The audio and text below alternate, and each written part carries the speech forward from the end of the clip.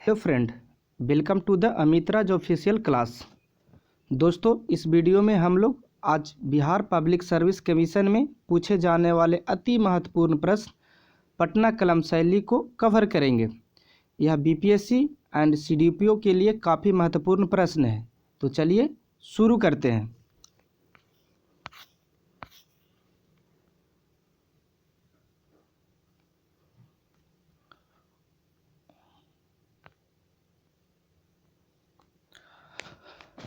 तो पटना कलम शैली यह बीपीएससी एंड सीडीपीओ के लिए बहुत महत्वपूर्ण प्रश्न है।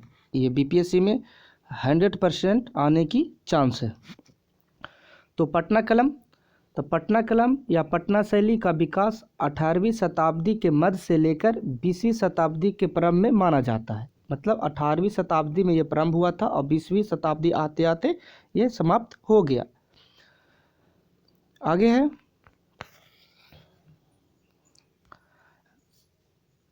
वस्तुतः अंग्रेजों द्वारा राज दरबार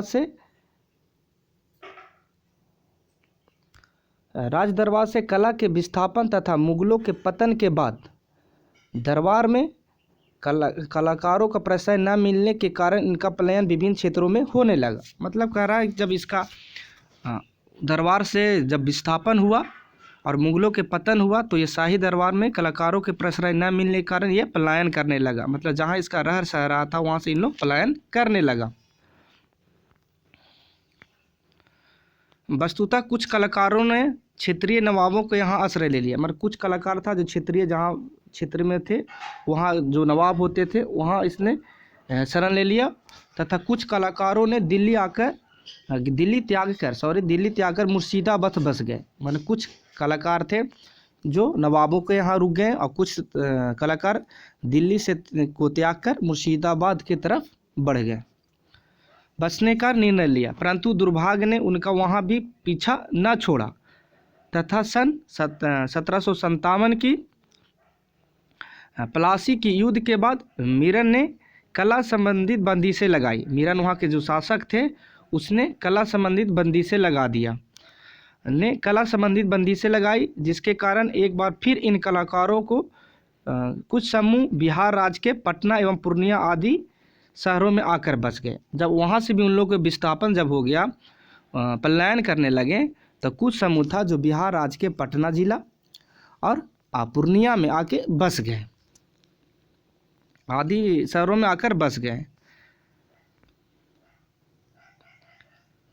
हाँ, इन्हीं कलाकारों के द्वारा जो बसे थे पटना और वैशाली में, तो इन्हीं कलाकारों के द्वारा एक महान कला शैली का विकास हो गया, जिसे आज हम पटना कलम शैली के नाम से जानने जाते हैं। जो दिल्ली को त्याग कर मुर्शिदाबाद गए थे और वहाँ मीरन के द्वारा बंदिशें लगा दी गई, वहाँ से जब पलायन किया तो इन लोग पटना और पूर्णिया में आके बस गए और उन्हीं कलाकारों के द्वारा पटना में एक महान कला शैली का विकास हुआ, जिसे पटना कलम शैली से के रूप में जानते हैं। आगे कहता है इसी शैली पर एक और मुगल शैली का प्रभाव है तो दूसरी ओर तकनीकी ब्रिटिश कला शैली का भी साथ ही स्थानीय कला शैली का भी प्रभाव स्पष्ट दिखाई देता है। मतलब इस पटना कला शैली में एक और मुगल शैली का, क्योंकि जितना भी कलाकार थे मुगल दरबार से ही आए थे, और तो दूसरी ओर तकनीकी ब्रिटिश, और यहाँ जब ब्रिटिश शासन कर रहे थे उनका भी कुछ इसमें प्रभाव था, और साथ ही जहाँ जहाँ इन लोग स्थानीय शासक थे स्थानीय लोगों का भी इस पर प्रभाव मिलता है। इन तीनों कलाओं शैलियों के सम्मिश्रण से इस कला शैली की अपनी पृथक पहचान बनी, और तीन प्रकार की इसमें कला शैली मिलने के कारण ये इसकी अलग ही एक पहचान बन गया, जिसे पटना कलम शैली कहा गया। आगे पटना कलम शैली के चित्र लघु चित्रों की श्रेणी में आते हैं, और जो ये शैली है जो लघु चित्र की श्रेणी में आते हैं।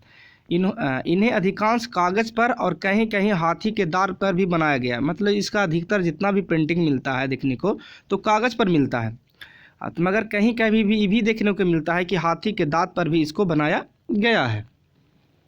इनके द्वारा भारतीय परंपरा की बड़ी सुंदरता से अभिव्यक्त हुई है। मतलब इस शैली से, इस पेंटिंग के द्वारा भारतीय जो परंपरा में जो रीति रिवाज थे उसको अपने चित्र के माध्यम से बहुत अच्छे से प्रस्तुत किए हैं।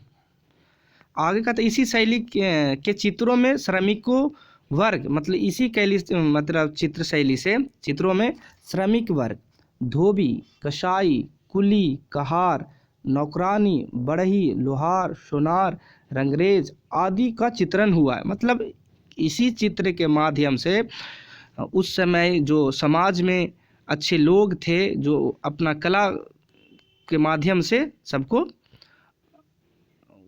जो सामाजिक कार्यक्रम करते थे उसको दिखाया गया है।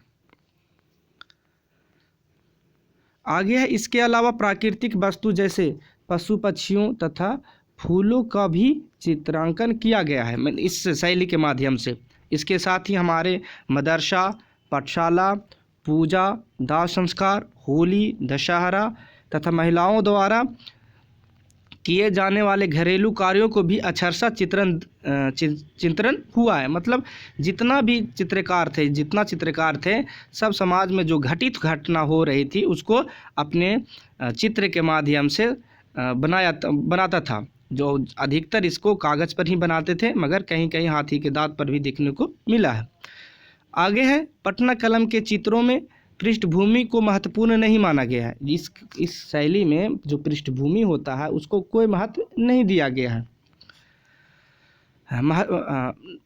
महत्वपूर्ण नहीं माना गया है। मनुष्यों के चित्रों में ऊंची नाक, भारी भाव, पतले चेहरे, गहरी आंखें और पुरुषों की घनी मूछें दिखलाई गई है पुरुषों के चित्रों में।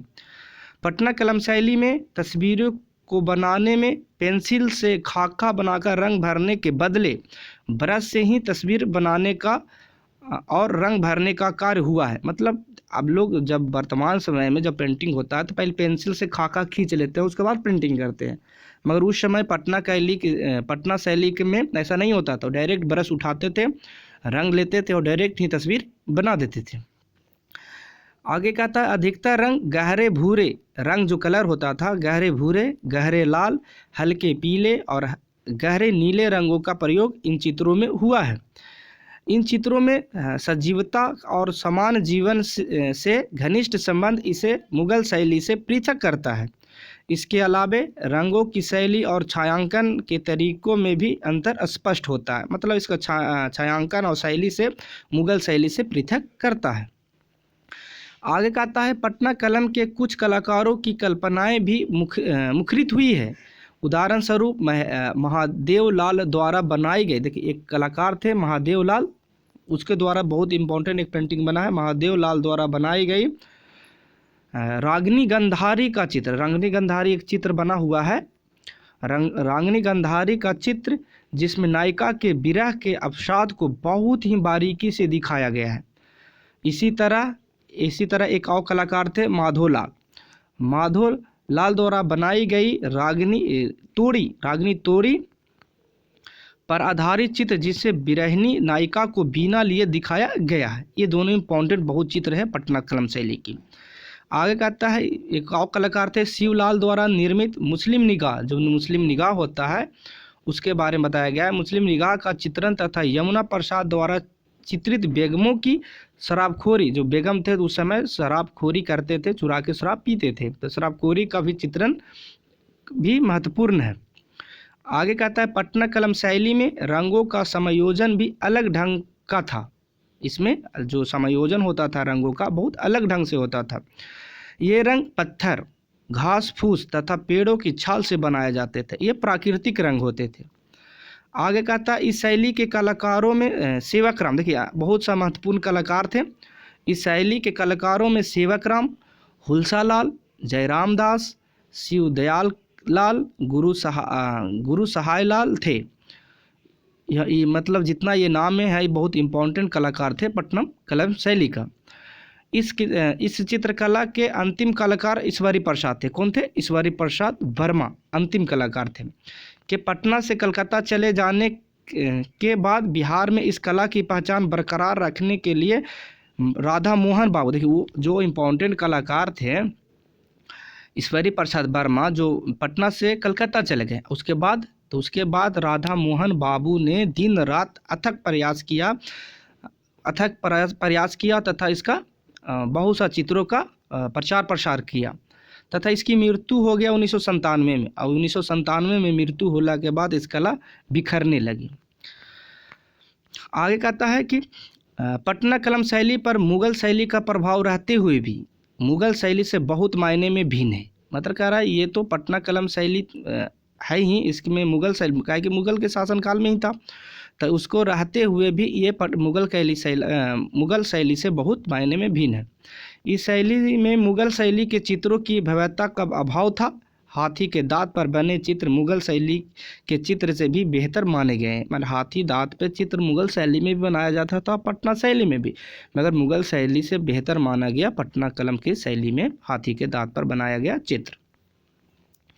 आगे का था इस प्रकार पटना कलम शैली एक लोक कला था। माने कि अब राइटिंग कर रहे हैं बीपीएससी के, तो आपको निष्कर्ष और लास्ट में निष्कर्ष देना बहुत ज़रूरी है। ऊपर जितना भी बातें लिखे हैं लास्ट में 4 लाइन में या 5 लाइन में आपको निष्कर्ष करना बहुत आवश्यक है। तो ये निष्कर्ष में है कि इस प्रकार पटना कलम शैली एक लोक कला था जिसमें प्राकृतिक रूपों का विशेष ध्यान रखा गया। धन एवं आश्रय के अभाव में, सही बात है, धन और आश्रय नहीं मिला था इसलिए पलायन किया। पहले दिल्ली में था, वहाँ से मुर्शिदाबाद चले गए, मुर्शिदाबाद, और वहाँ से जब मीरन ने वहाँ से जब आश्रय नहीं मिला तो यह पटना और वैशाली में आके बसे। तो वही कह धन और आश्रय के अभाव में इस कला शैली का पतन हो गया, किंतु इसके चित्रों की महत्ता आज भी है। साथ ही बिहार की गौरवशाली परंपरा का यह अमूल्य धरोहर है। इस शैली के चित्रों का संग्रह खुला बॉक्स लाइब्रेरी, देखिए इंपॉर्टेंट है, खुला बॉक्स लाइब्रेरी। देखिए जितना भी अभी पटना कलम शैली का जो चित्र वर्तमान में बचा हुआ है वो खुला बॉक्स लाइब्रेरी पटना एवं पटना संग्रहालय में संरक्षित है, मतलब सुरक्षित रखा गया है और बिहार सरकार के अंडर में है। यह वीडियो बीपीएससी और सीडीपीओ के लिए बहुत महत्वपूर्ण है, आने की एकदम 100% चांस है। तो वीडियो अगर अच्छी लगी हो तो लाइक और सब्सक्राइब जरूर करें। धन्यवाद।